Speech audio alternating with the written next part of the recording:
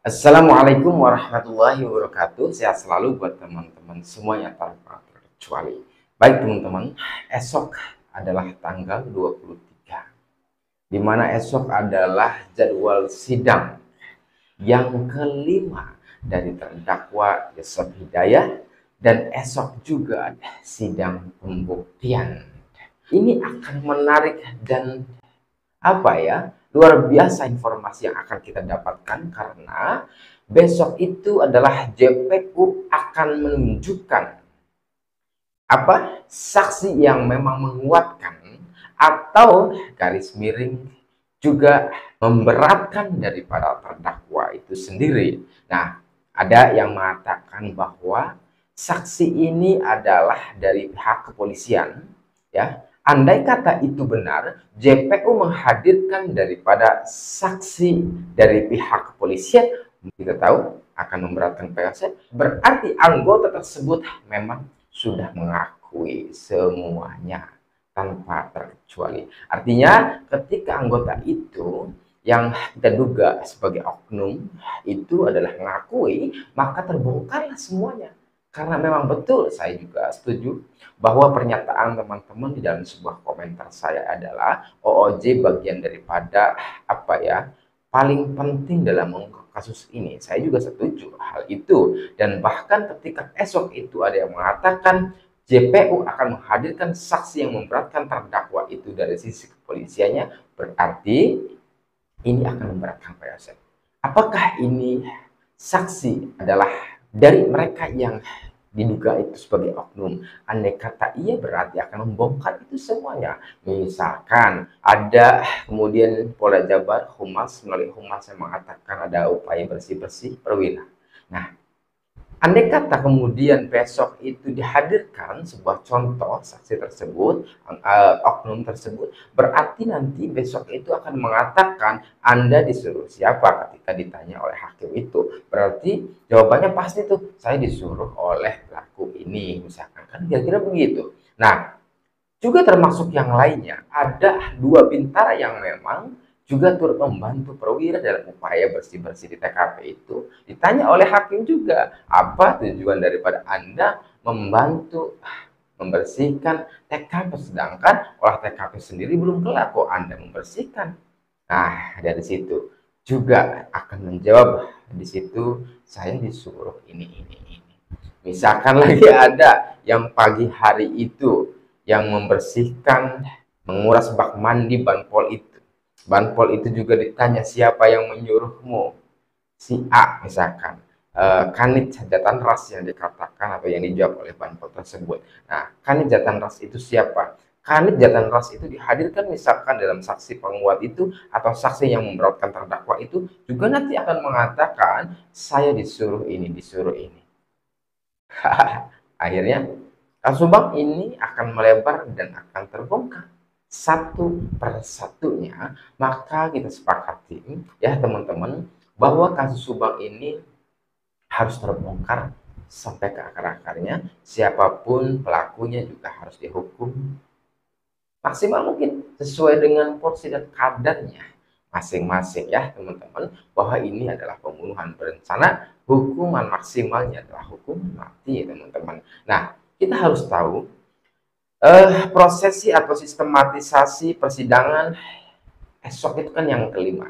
Dari yang pertama itu kemarin adalah pembacaan dakwaan oleh JPU, yang kemudian eksepsi, yang kedua itu oleh terdakwa melalui pengacaranya itu, kemudian yang ketiga itu adalah jawaban atas eksepsi itu oleh JPU, yang kemudian disusul dengan keputusan sela oleh hakim, dan akhirnya menolak eksepsi yang telah dilontarkan oleh pengacaranya terdakwa tersebut. Karena pastinya hakim jelas melihat, hakim jelas meyakini memang benar-benar bersalah. Dahulu kita tahu bahwa ketika ada sebuah pra-peradilan diajukan oleh 3 tersangka juga ditolak. Artinya adalah sebuah indikasi bahwa mereka itu bersalah.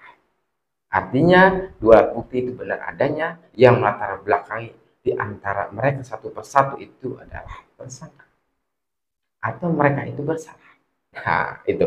Dan juga kemudian ketika eksepsi itu dalam sidang ditolak, maka ini fix ya, ada sebuah kesalahan yang diyakini oleh hakim tersebut. Maka besok itu adalah sidang pembuktian. Menurut saya begini, kalau sudah masuk dalam tahap sidang yang kedua, sidang pembuktian itu adalah tidak berpikir kemudian akan lolos atau tidak sebenarnya. Terdakwa itu tidak mungkin lolos, tidak mungkin lepas dari jeratan hukum, tidak mungkin. Prosesnya sudah sampai ke sidang kedua, pembuktian. Maka yang ada adalah apakah dari sidang pembuktian itu akan memperkuat positioning vonis ya, atau memang melemahkan vonis atau minimalnya adalah meringankan vonisnya. Itu yang pertama yang harus kita bahas. Bisa juga memperberat vonisnya, bisa juga meringankan vonisnya.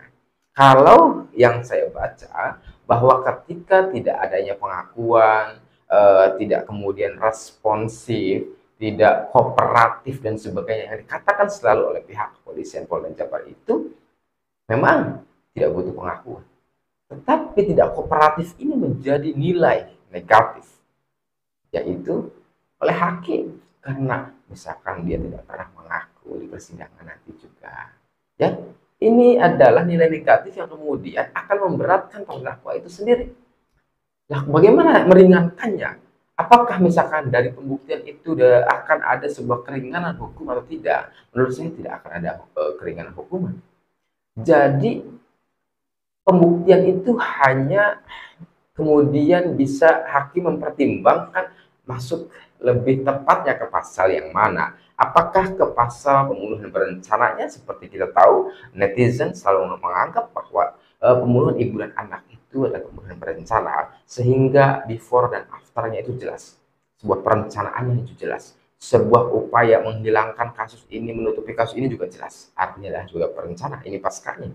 Sebelumnya barangkali menyiapkan segala macam, harinya, malamnya, persiapan apa saja untuk mengeksekusi dan sebagainya.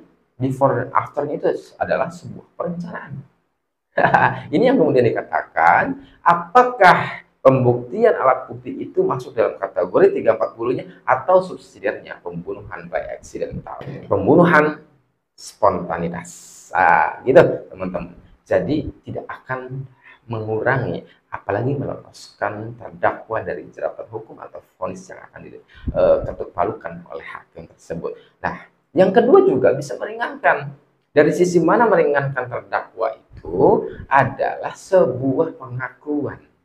Nah, andai kata terdakwa ini memberikan sebuah pengakuan, ya sebenarnya saya yang mengeksekusi misalkan, dan menceritakan seluruh kronologi yang ada, atau bahkan membongkar itu semuanya yang telah terjadi saat malam kejadian itu, atau bahkan sebelum kejadian, persiapan, atau bahkan setelah kejadian, upaya-upaya bagaimana cara saya menutupi kasus ini misalkan.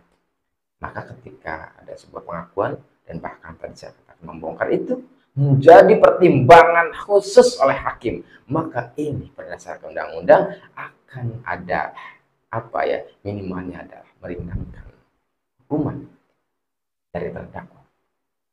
Lalu bagaimana ketika terdakwa itu tidak pernah mengaku sampai titik penghabisan atau menjelang vonis itu? Maka hukumnya saya kira, saya sih lebih percaya bahwa hukumnya akan dimaksimalkan oleh hakim.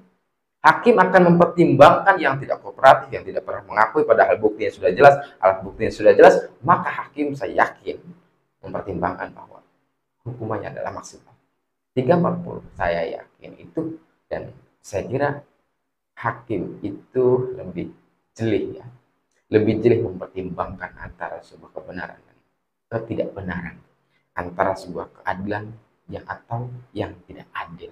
Itu teman-teman. Mari kita kawal terus kasus Subang agar tidak ada sedikit pun celah bagi mereka yang kemudian untuk mendistorsi kasus ini, meminimalisir, atau bahkan kemudian tertutuplah kasus ini. Jangan sampai. Mari kita support penegak hukum. Kita adalah kepolisian, yang kedua adalah pihak kejaksaan. Kita dukung semuanya agar kasus ini benar-benar terbongkar. Jangan sampai kita kepikiran bahwa kita mendukung ini, mendukung ini. Tidak. tetapi kita mendukung kasus Subang ini agar terbongkar sampai ke akar-akarnya. Terima kasih. Wassalamualaikum warahmatullahi wabarakatuh.